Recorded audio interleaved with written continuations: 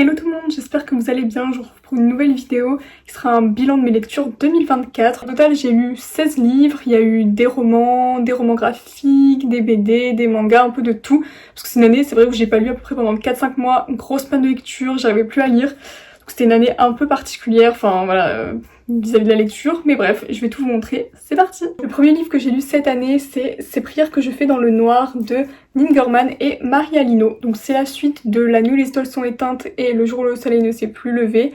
Alors c'est la suite, mais on suit Jagger qui est un du groupe d'amis. J'ai bien aimé celui-ci, moins que La nuit où les étoiles se sont éteintes. Mais j'ai bien aimé, franchement, les livres de Neil Gaiman et tout, ils auront toujours mon cœur. Franchement, j'ai bien aimé. On suit Jagger et June, si je dis pas de bêtises, oui c'est ça.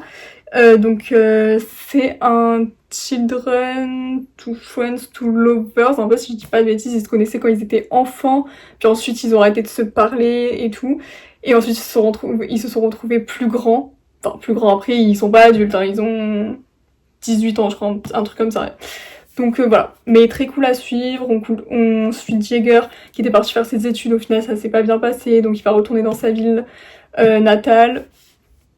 Et voilà, c'est assez triste comme les autres, mais très beau aussi. Ah oui, à chaque fois je vais dire après une note que j'avais mis, parce que je note tous mes livres sur l'application Goodreads. Celui-ci, si je dis pas de bêtises, j'ai mis 4 étoiles, donc franchement c'était une lecture très cool, en plus c'était ma première lecture de l'année.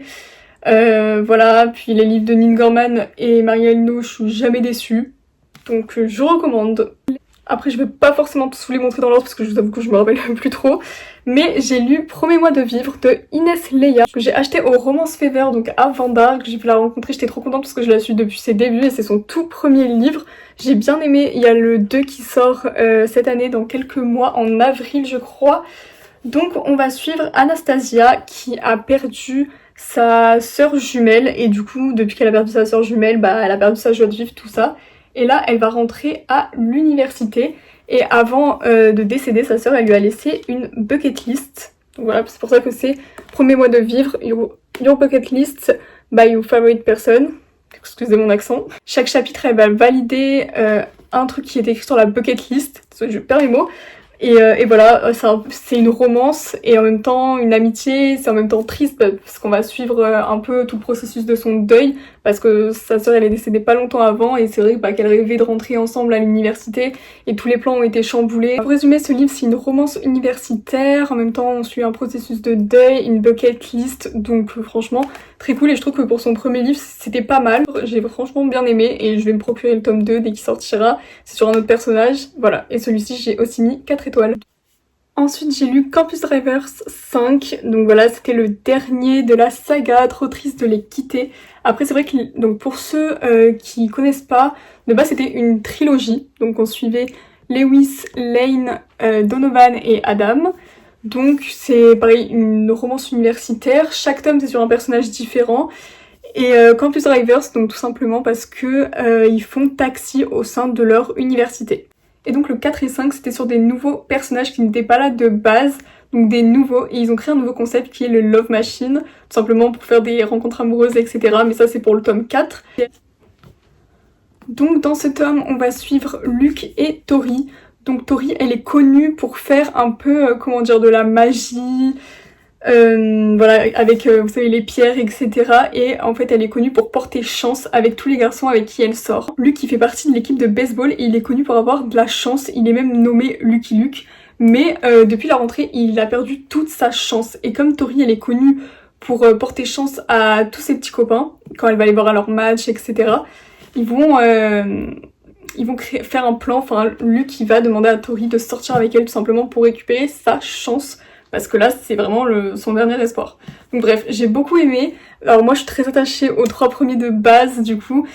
Je préférais les 3 premiers de base, mais le 4 et 5 était très bien aussi. Celui-ci, j'ai mis 3,5, voilà. Mais j'étais trop contente de continuer la saga, de continuer à avoir les Campus Drivers. Et j'étais trop triste de les quitter. C'était vraiment incroyable, je vous recommande de fou si vous les avez pas lus. Ensuite, j'ai lu Off Limits de Eugénie Dialens, je sais pas si je le prononce bien. Donc c'était mon premier livre de l'autrice, c'est une romance toujours universitaire. Donc on va suivre Diana qui est placée en famille d'accueil, donc c'est une très très bonne élève. mais elle a des problèmes avec sa famille, enfin je crois qu'elle a pas son père et avec sa mère ça se passe mal, enfin parce que sa mère a des problèmes, du coup elle peut plus s'en occuper.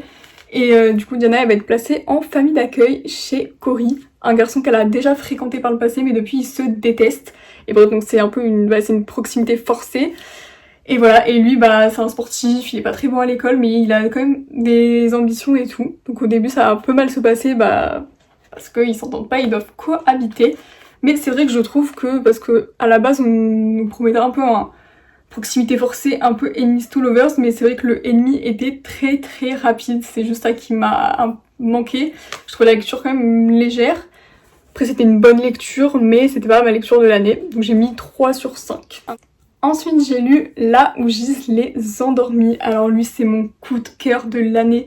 Je vous l'ai présenté dans mes favoris de 2024, il est juste incroyable. Déjà regardez-moi la beauté du livre, s'il vous plaît. Je l'ai pris en relié, il est incroyable. C'est le deuxième de l'autrice, le premier c'est As de pique. Donc c'est de Farida Abike Imide, je sais pas si je le prononce bien, désolée. Mais le premier était déjà incroyable et celui-ci pareil un banger. Donc on va suivre Saïd qui intègre l'université pour la première fois. Elle a toujours été scolarisée à la maison et c'est la première fois qu'elle va aller à l'école avec des gens. Et bref, donc là-bas ils sont en colocation et donc elle va rencontrer sa coloc de chambre. Et après une journée à passer ensemble où elle lui va présenter tout l'établissement, machin, elle a rencontré aussi le meilleur ami de sa coloc, etc. Le lendemain, la coloc a disparu, on ne sait pas où elle est passée. Elle y a disparu, le campus est énorme mais bon, elle a disparu, elle n'est pas rentrée dans la chambre. Et pendant des jours, donc on va se demander qu'est-ce qui s'est passé, où est-ce qu'elle est passée. Et on va découvrir plein de mystères, il y a de tout, enfin vraiment il y a... Je saurais même pas comment dire, je suis pas très forte pour résumer, mais vraiment ce livre est incroyable, il mérite d'être lu, il est juste génial, c'est une brique mais il se lit tellement facilement, je vous promets, l'écriture est incroyable parce que c'est une traduction, mais la traduction est quand même vraiment bien, genre c'est tellement accrochant. Je peux juste vous dire de le lire, franchement il est génial, évidemment j'ai mis 5 sur 5, c'est un coup de cœur, il est incroyable, genre vraiment. J'ai tellement hâte de découvrir d'autres livres de cette autrice qui, quand ils seront traduits en français, trop hâte, incroyable, il mérite d'être connu et il mérite d'être lu. Et mon dernier roman de l'année, c'est celui-ci, le premier tome de la saga The Elements de Brittany Setcheri. Je crois que c'est mon 8e livre que j'ai lu de cette autrice parce que j'aime beaucoup trop. Il est super triste ce livre. On va suivre la protagoniste qui s'appelle Elisabeth et on a aussi Tristan. On va suivre Elisabeth qui elle a perdu son mari dans un accident et pareil Tristan il a perdu sa femme et son fils. Donc voilà, et ils vont se retrouver donc dans la même ville. Donc au début Tristan et Elisabeth ils s'entendent pas du tout parce que Tristan il est vraiment très renfermé sur lui-même.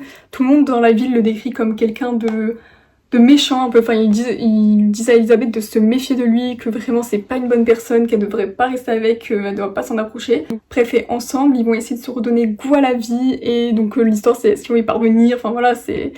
Ensemble ils vont essayer de combattre leur trauma et vu qu'ils se comprennent, bah c'est beaucoup mieux mais autour c'est pas facile parce que du coup tout l'entourage d'Elisabeth ils lui disent de pas rester avec Tristan mais ils sont vraiment voisins et en fait il y a plein de complications mais voilà il est triste vraiment ce livre mais il est vraiment bien. Ça a pas été mon préféré de l'autrice mais franchement il est super bien. Moi j'avais adoré la saga The Compass qui était trop bien. Là c'est le premier, je viens de m'acheter le deuxième et j'ai trop hâte de le lire mais franchement j'adore Brittany Setcheri, l'écriture et j'aime beaucoup et voilà. Je vous le recommande. Et du coup j'ai mis aussi 4 sur 5. En calendrier de l'avant j'avais eu ce livre, donc Secret Santa, où le principe c'est de lire un chapitre par jour mais je l'ai DNF, j'ai pas accroché à l'histoire, je me suis arrêtée au chapitre 16, c'est vrai que même les derniers je les ai survolés. Franchement j'avais trop hâte de lire, je me disais un chapitre par jour et tout c'est cool machin. Et puis au final j'ai pas accroché à l'écriture, peut-être si j'avais été plus jeune je sais pas, peut-être ça m'aurait plus plu vers 14 ans. Mais là vraiment j'ai pas du tout accroché et au final j'ai vu que j'étais pas la seule.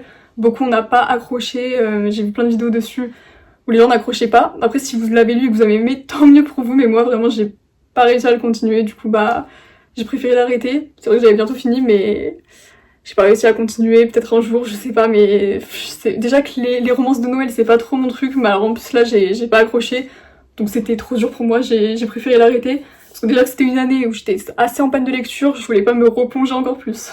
Celui-ci je vous le recommande pas forcément, en plus c'est dommage parce que la protagoniste elle est en 2e année d'études supérieures comme moi donc je me suis dit tu vois on devrait un peu se comprendre mais l'écriture, enfin je trouve que ça sonnait pas trop comme quelqu'un de mon âge, donc non, j'ai pas accroché. Si jamais il y en a qui l'ont lu, n'hésitez pas à me dire vous ce que vous en avez pensé, mais ça l'a pas fait pour moi en tout cas. Donc j'ai fini pour tout ce qui était roman. Là je vais vous montrer les romans graphiques que j'ai lus cette année, les BD et les mangas.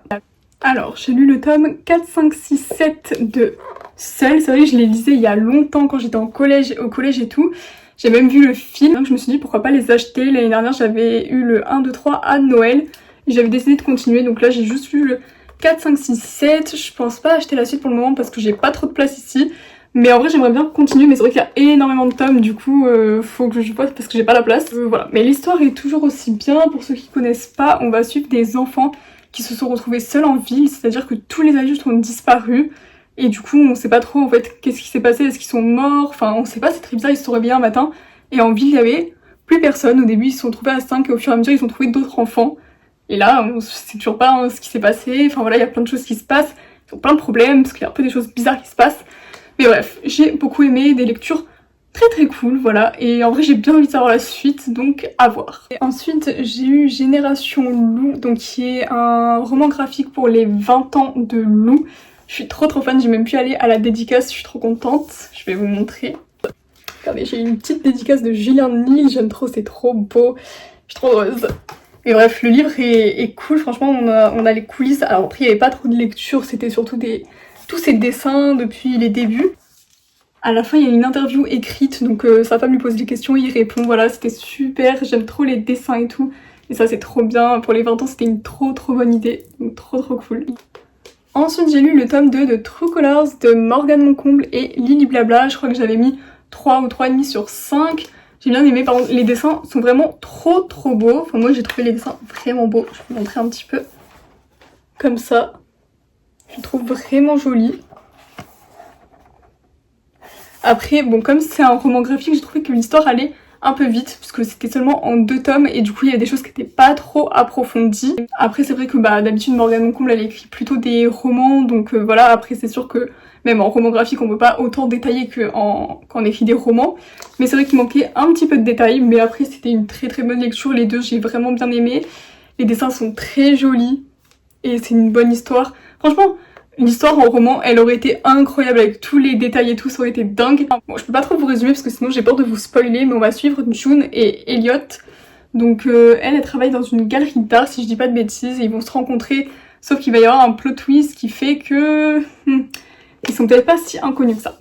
Bref, et du coup dans ce tome il est un peu il est franchement triste, enfin voilà, il y a plein de retournements de situation et c'est assez triste. Et en roman, franchement, je pense que j'aurais adoré. Parce que l'histoire, franchement, sinon, est vraiment bien. C'est juste qu'il manque un petit peu de détails, mais sinon, elle est vraiment bien. Donc du coup, je vous recommande la duologie. Ensuite, j'ai lu le tome 2 de Déranger, écrit par Manon et Greg Blondin. Donc ça, j'ai trop aimé. Pareil, les dessins, ils sont vraiment beaux. J'avais adoré le tome 1. La fille, je trouve, elle me ressemble.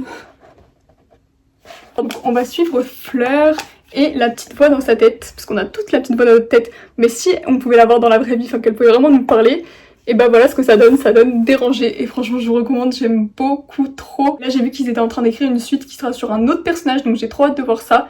Je vous recommande. Clairement le résumé c'est: et si la petite voix que vous avez dans la tête apparaissait devant vous? C'est tout ce que je peux vous dire. Achetez-le. Et le dernier roman graphique que j'ai acheté et lu, c'est À tous les garçons que j'ai aimés. Donc je pense que vous avez tous vu la trilogie sur Netflix, mais si jamais vous connaissez pas, on va suivre Lara Jean qui à chaque fois qu'elle aime un garçon écrit une lettre pour ce garçon en question mais qui ne lui envoie pas. C'est un peu une lettre d'adieu pour arrêter d'aimer ce garçon. Elle n'a jamais été en couple et en fait c'est un peu une amoureuse de l'amour tout simplement. Et un jour, toutes les lettres elles sont disparues et elles ont été envoyées au garçon en question. Donc là, c'est la panique. Et voilà, pour ceux qui ont vu la trilogie sur Netflix, vous savez qu'on suit l'histoire de Lara Jean et Peter. Donc voilà. Et dans celui-ci, c'est plutôt d'après le roman donc de Jenny Han, l'autrice des livres. Parce que de base, la trilogie sur Netflix, c'est adapté des 3 romans de Jenny Han. Et c'est vrai que là, le roman graphique, donc moi, j'ai pas lu les romans, mais ils ont l'air plus adaptés aux livres parce qu'il y a... C'est moins centré sur l'histoire de Lara Jean et Peter, on a beaucoup plus Josh qui est dans l'histoire, qui n'est même pas vraiment évoqué dans les films, hein, si je me souviens bien. Donc voilà, c'était plus les livres, mais au final c'était cool parce que du coup l'histoire a changé des films. J'ai vraiment bien aimé les dessins, je vais vous montrer. Ils sont comme ceci. Je les trouve vraiment Je le trouve vraiment joli, tout est coloré comme ça, c'est trop beau. Et j'ai mis 3,5 sur 5 parce que du coup l'histoire n'est pas la même que les films, mais c'est normal parce que c'est d'après les romans. Donc j'ai pas lu les romans, je savais pas trop, mais l'histoire était cool. Juste la fin, j'ai trouvé que c'était très rapide et on a un peu envie d'avoir une suite. Je sais pas si on aura une parce qu'il n'y a pas écrit de 1, donc je me dis que c'était un intégral. C'est vrai que ça aurait mérité une suite parce que ça nous coupe vraiment un peu brutalement. Et pour terminer, cette année, j'ai lu 2 mangas. Donc j'en ai lu un, c'est Shi, je sais pas comment on le prononce, avec un chat. Je vous mettrai une image, je l'ai pas ici. Donc c'était cool, une petite lecture sympa, je dirais. Je prendrais pas la suite, voilà, mais c'était très cool à lire. Et j'avais besoin de lire un truc, tellement cette année je lisais pas. C'était sympa pour lire quelque chose, mais je prendrais pas la suite. Voilà, c'est cool en vrai si j'étais plus jeune. Ensuite, j'ai lu Spy X Family. Je sais pas si on doit prononcer le X. Ça faisait longtemps que j'avais pas lu des mangas. Du coup, j'étais un peu perdue, mais franchement, c'est cool. J'aime bien les mangas. C'est pas ce que je lis d'habitude, mais l'histoire est... Enfin, ça a l'air sympa, mais je pense pas pour l'instant lire la suite. Mais je sais que beaucoup ont lu et que beaucoup aiment bien. Donc dites-moi si ça vaut le coup ou pas, si jamais vous l'avez lu. Donc voilà tout le monde, la vidéo est maintenant terminée. J'espère qu'elle vous aura plu. Si c'est le cas, n'hésitez pas à liker, à commenter, à vous abonner, à me dire si vous aussi vous avez lu des livres cette année. Et moi je vous retrouve très bientôt pour une prochaine vidéo. Bye!